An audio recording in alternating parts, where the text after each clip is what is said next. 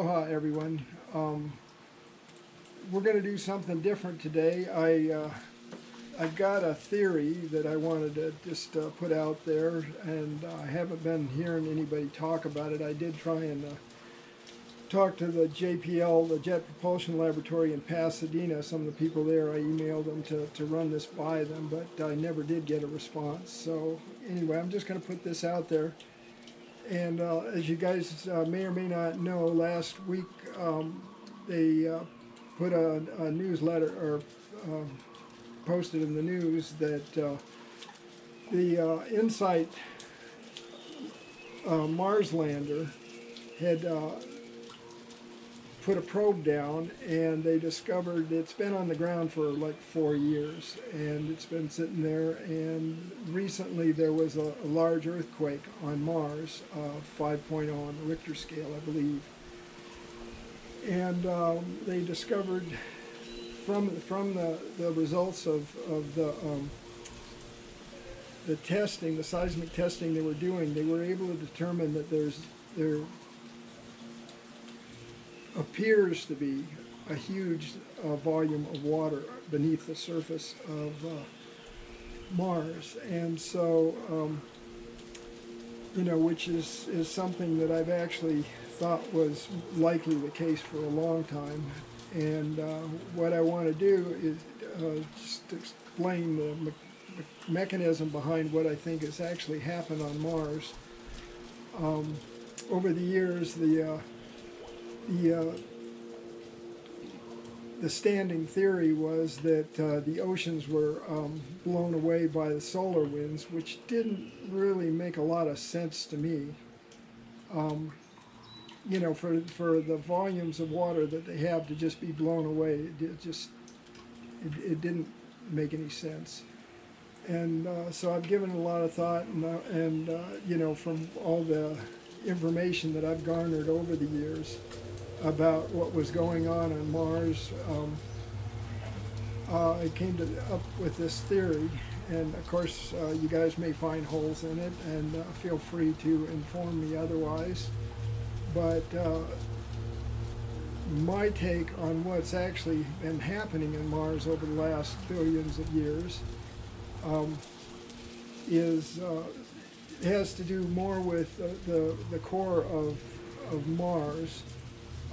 They'd said that the core of Mars has gone cold, and in doing so, what I feel is actually taken place is the core got colder and colder before it completely died, or if it has completely died, it may not completely have died, but as it cooled, it allowed the water from the surface to recede back into the ground. Because on Earth, at least my take is that the reason we have surface water on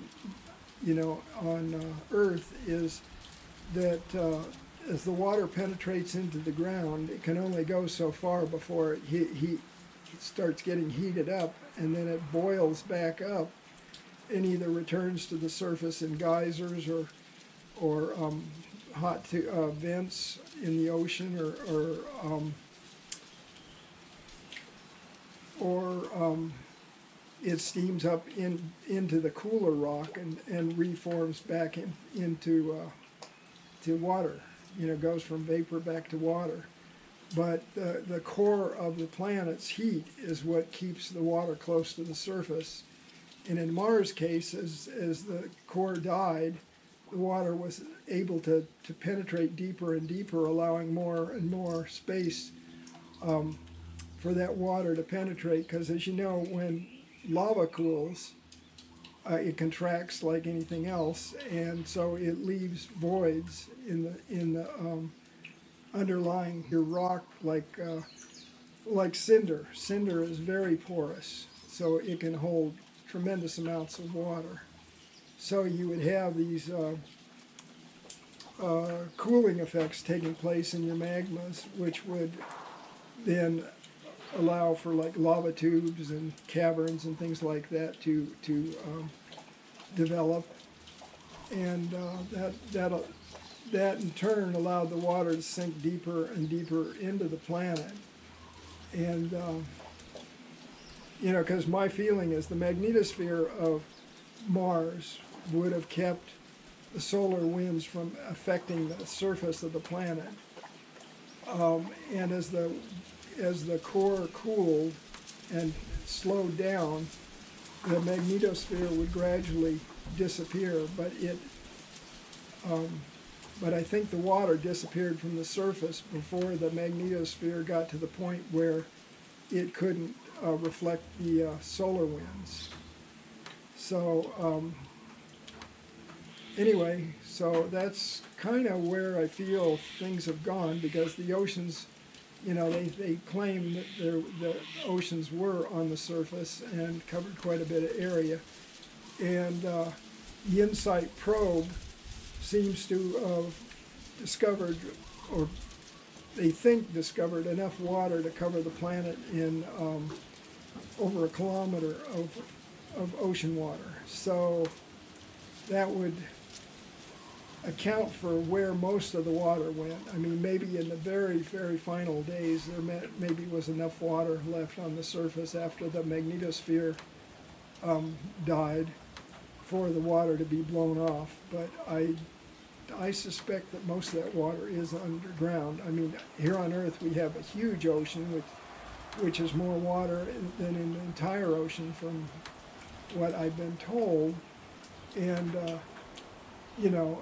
but with the Earth, I believe we're almost 3 times the size of Mars. So it would have a greater capacity to store quite a bit of water underneath, before we'd even start allowing the oceans to seep into it too. So that, to me, is the mechanism by which that water receded into the planet. And then at the final cooling of the core and the disappearance of its magnetosphere, allowed the rest to go to hell. But they say that Mars doesn't have an atmosphere, but it does have a slight atmosphere. So what little gravity is left, I guess it's not really gravity, but it does hold some atmosphere. But as the oceans receded into the ground, and then the magnetosphere disappeared, most of the atmosphere was allowed to dissipate into space. But the water, I think, is in the ground. And one of the things I was thinking about, Elon Musk is proposing to terraform the planet. And I was thinking that if this is the case and the oceans are under the ground, rather than trying to pump it back up to the surface, if you can drill deep enough to drop a thermonuclear power system back into the core, you might actually be able to restart the core of the planet. And if you could get the core molten again and moving, then you could very well, that could restart your magnetosphere and heat the planet from the core up and start moving the water back to the surface. So this the theory I've got, and I'm sure that some of you are a hell of a lot smarter than I am, could explain what faults you see in it. But from what knowledge I have, that seems like the most likely case for why the oceans are there and how they got there. Between the thermodynamics and hydrodynamics, you've got a consistent pressure for the water to stay on the surface, and with the loss of that heat source from the center of the planet, voila, you end up with water in the planet. So any of you guys got ideas on that? I'd love to hear them. And anyway, that's my take on that. So I just wanted to throw that out there to you guys, and see what you think. Anyway, aloha, and I will talk to you guys again. Hopefully we'll get back to some riding here pretty soon. We're actually waiting for remnants of Hurricane Gilma to come in. We had Hone come through last week. We got almost 5 inches of rain. Our reservoir's back up to almost full again. And so we're waiting for Gilma to come in, and then behind Gilma we've got Hector, so we're hoping to get quite a bit more rain. And so that's what we're doing right now. Well, you guys take care. Aloha, and I'll talk to you later.